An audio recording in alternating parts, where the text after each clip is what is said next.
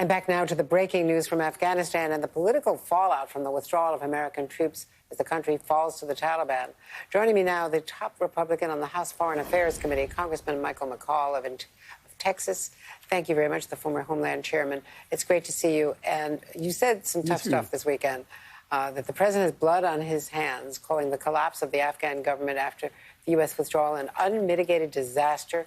The White House says that President Trump had agreed to this May 1st withdrawal, which set up a timetable that President Biden stretched out, but that he had no alternative except to stretch it out by a few months. What's your answer to that?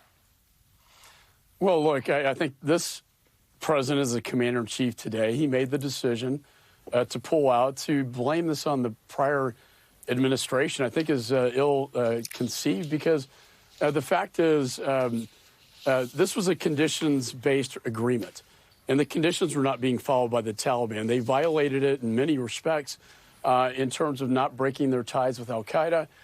They have now attacked the provincial capitals. I don't see President Trump as one who would sit back and allow a defeat on this magnitude. When I talked to his national security advisor, O'Brien, he told me that the president told him he would never allow for Saigon to happen under his watch, and that was during his administration. I don't think you'd see the same result, but I also think, as President Truman said, the buck stops here.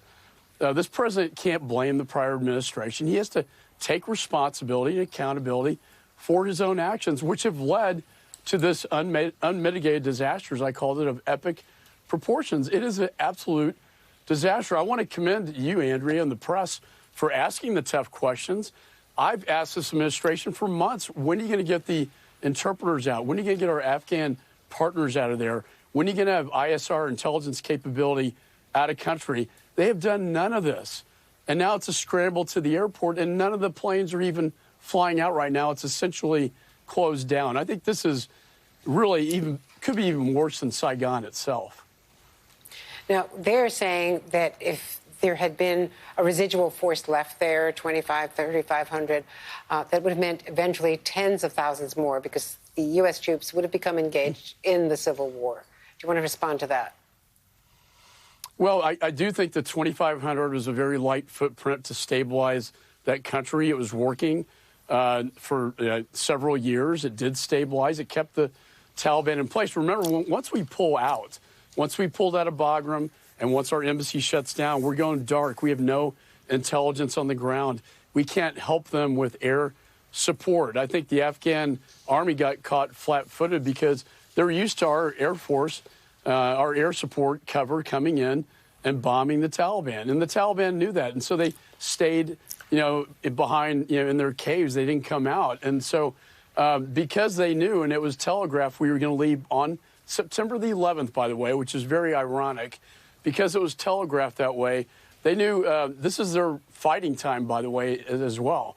And they came out very fiercely, as you've seen.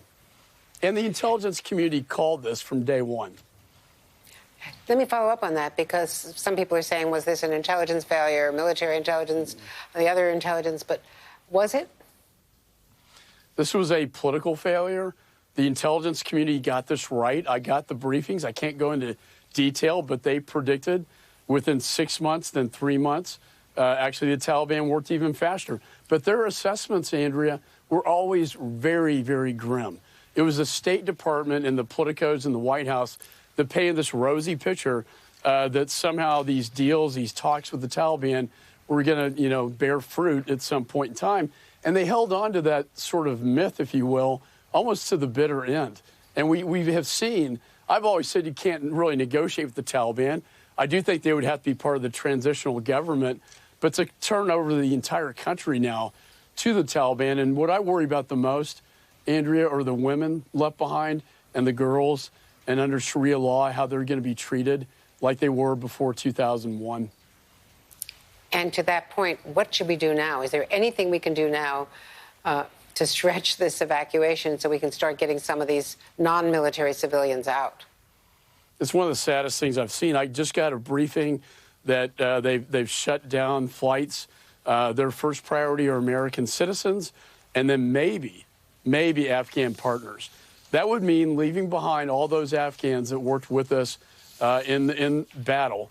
And the phrase "no one left behind" now will mean nothing to future partners that we may have. I think our standing globally has been tremendously diminished because of this disaster. And I really worry about those left behind. And I don't know if we're going to be able to do it. I don't know for the life of me why they waited till the very last week or days to do this when we were calling upon them for months to get them out of that country. Mike McCaul, Congressman, thank you very, very much. Taliban child brides is what we